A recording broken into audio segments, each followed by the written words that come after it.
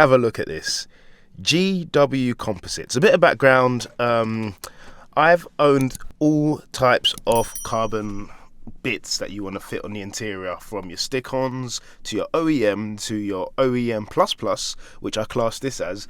And in terms of OEM and OEM++, which is the GW Composites part, they're on par. They are on par with each other. The stick-ons, for me personally, if you're on a budget, sure, it just doesn't feel great, especially in the hand. I had it on my M140 when I first had it, and I remember touching it, and as I touched it, it kept peeling off. Same as the surround. There was a couple of times you could see the silver. So on the next car, I went GW Composites, and that was an original part reskinned. So he takes your original part, you send it off to him. It takes about 1 to 2 weeks, obviously depending on what job he's got on. He skins it, lays the carbon, it's like real carbon, and the job's done. That's my best way of going forward. OEM is great, sure, prices are a bit depending on where you go to, but I think the price that GW can set you up for, it's a no-brainer. He also does like the steering trims and the bits here around the radio controls as well, so there might be a few more bits coming, but for now, especially because this comes standard with this carbon fibre piece here, you can see the dash is carbon as well. I thought it's a no-brainer just to clear up some of the silver down here to begin with. In case I haven't mentioned, we are also fitting this. So I pointed a lot at the DCT controller, but I showed you guys the surround. This is also going down. Now yes, this can be done, but using the same word, no-brainer, it's not as simple just to do this part anyway. This part is in fact held in with some double-sided tape, so you're gonna have to use a heat gun or a hairdryer just to heat this area up, to soften up, and then you should be able to use a plastic pry tool just to get in there. You can use a pick tool, but bearing in mind where this isn't from BMW, the GW part is from BMW, it doesn't come with this plate. If you got the BMW one, you'd get the carbon fibre bit here, and then you also get this part brand new again. So you could literally bring a screwdriver to this, or a hammer, and then just take it out. But where I'm going to be reusing this part, I'm going to have to be extra gentle to make sure I don't scratch any of this glass. In my head, what you gonna do? So take it, kid away.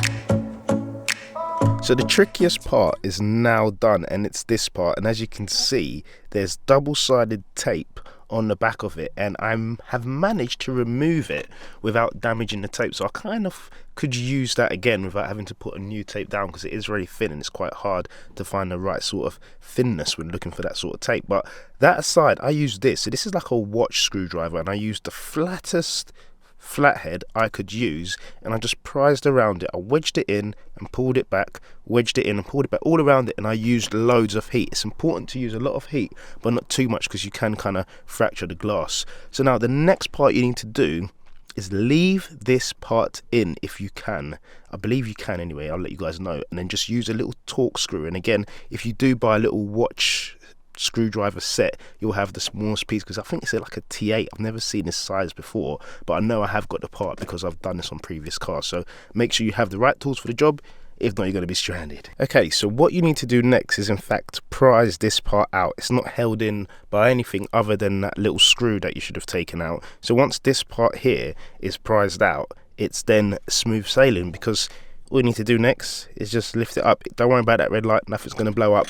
It's literally, I've opened the door, closed the door. That's why the gearbox is just flashing, doing its own thing. But as you can see, light's gone out anyway, and that's how it looks. So then the next part you need to do is just whack everything in, but in reverse. So again, we have this lovely part from GW Composites, and again, where it is an OEM part that's been reskinned, there's no fitment issues, there's no return and sending it back because it doesn't fit. This is your original part, so if it doesn't fit, then there's something wrong with the part you gave, because it's OEM++.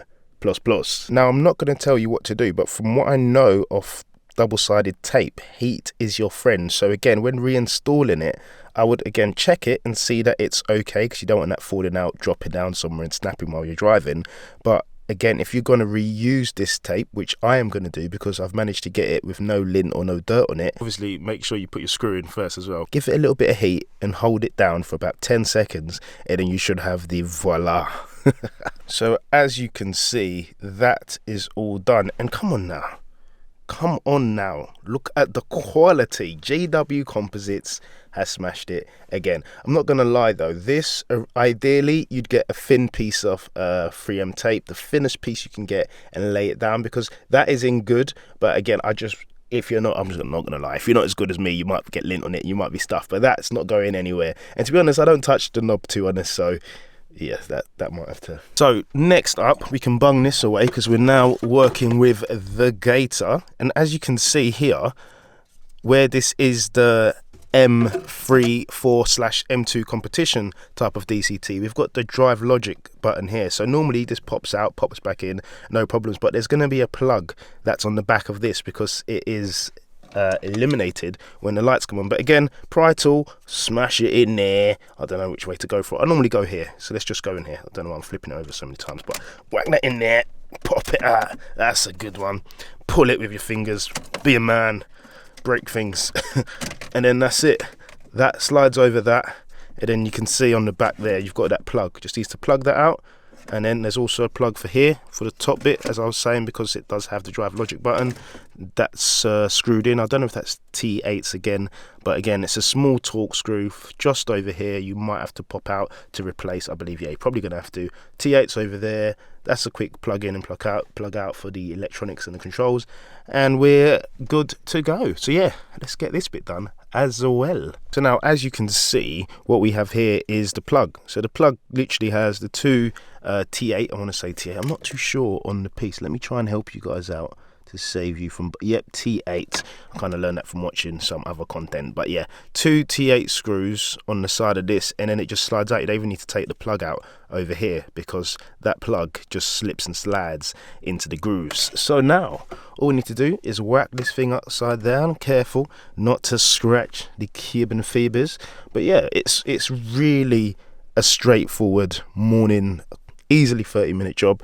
One thing to note on the DCT, I keep referring back to it, is make sure you put it in reverse, because that way you have something to push against. Yeah, put it in reverse, Terry. Look at that. So there's something about installing OEM. I'm not knocking aftermarket parts at all, but something about installing OEM parts that is just great. And I know it's OEM plus because technically this is the same part, but where it's been skinned, you just have that peace of mind to know that everything should go back together really well. So as I mentioned, these are actually T9. These two screws, one and Uncle Peter there, two, are T9 Torx screws. So those, make sure you don't use the T8 that you used over there, because you will cross thread it. So make sure you swap out for a T9. And as I was saying, the wires just sit in these grooves here. That slips out and slips back in. There's a little clip holding it in on the top, and that's about it. So then when you flip it over and slip it over and place it in from the bottom, because that's how we like to put things in, and then you push down and shake it together, and